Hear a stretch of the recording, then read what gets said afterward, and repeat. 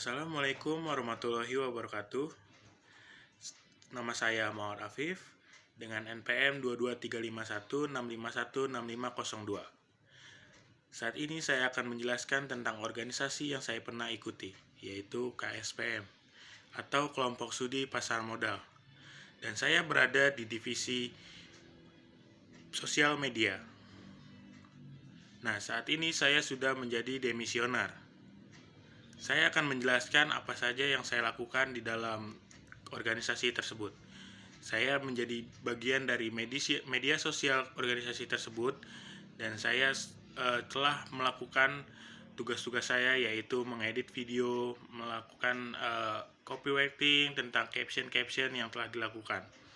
Nah, selama saya menjadi anggota organisasi tersebut, saya merasakan ada beberapa yang harus dilakukan dalam berkomunikasi di dalam organisasi tersebut, terutama tentang ide-ide yang telah dirasakan. Ide-ide yang terungkapkan oleh saya juga tidak langsung bisa masuk ke orang-orang lain, karena kita harus menyamakan apa ide yang saya buat dengan apa ide yang mereka buat. Jadi ide tersebut memang harus disinkronkan dengan anggota-anggota lain. Saya tidak boleh langsung memberikan ide tersebut dan tidak boleh langsung melakukan eksekusi terhadap ide tersebut. Jadi harus diputar dulu ke anggota-anggota lain, lalu dilihat apakah memang ini sudah bagus atau tidak.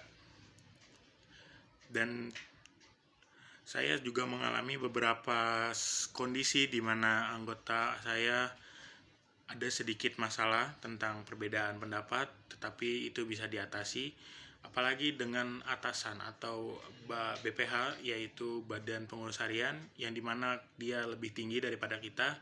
Kita juga harus memiliki tanggung jawab yang sudah diberikan oleh mereka.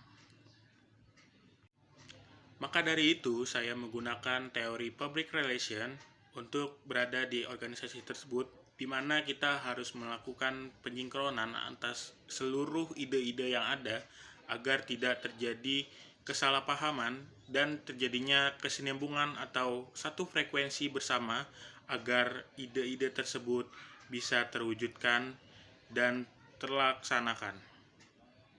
Untuk soal kedua, saya menyarankan untuk melakukan konsolidasi terhadap seluruh tim, lalu mencari fakta-fakta yang sebenarnya terjadi di lapangan. Setelah fakta-fakta terjadi di lapangan, tim analisis harus melakukan sebuah pemikiran, di mana pemikiran tersebut harus dilandasi dengan apa yang telah terjadi.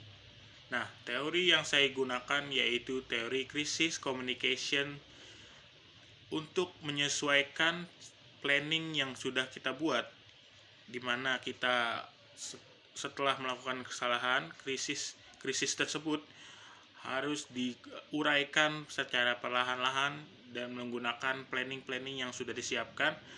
Setelah menganalisis, melakukan planning, lalu melakukan action, lalu melakukan controlling terhadap kesalahan-kesalahan tersebut atau krisis-krisis tersebut.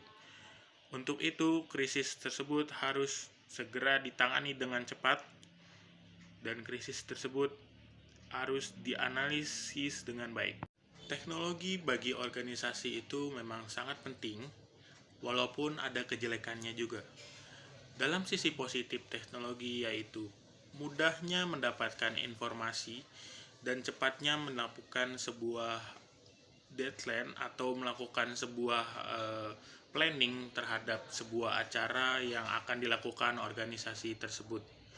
Semisal sebuah organisasi membuat acara, lalu organisasi tersebut harus melakukan penerimaan pesan lebih cepat, maka teknologi dibutuhkan terhadap tersebut.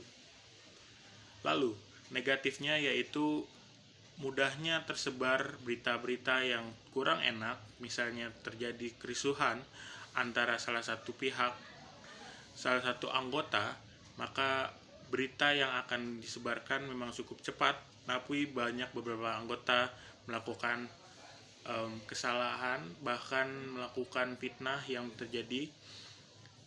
Di situ memang berita hoaks gampang sekali menyebar. Berita hoaks tersebut jadi sisi negatif dari teknologi yang ada terhadap organisasi tersebut.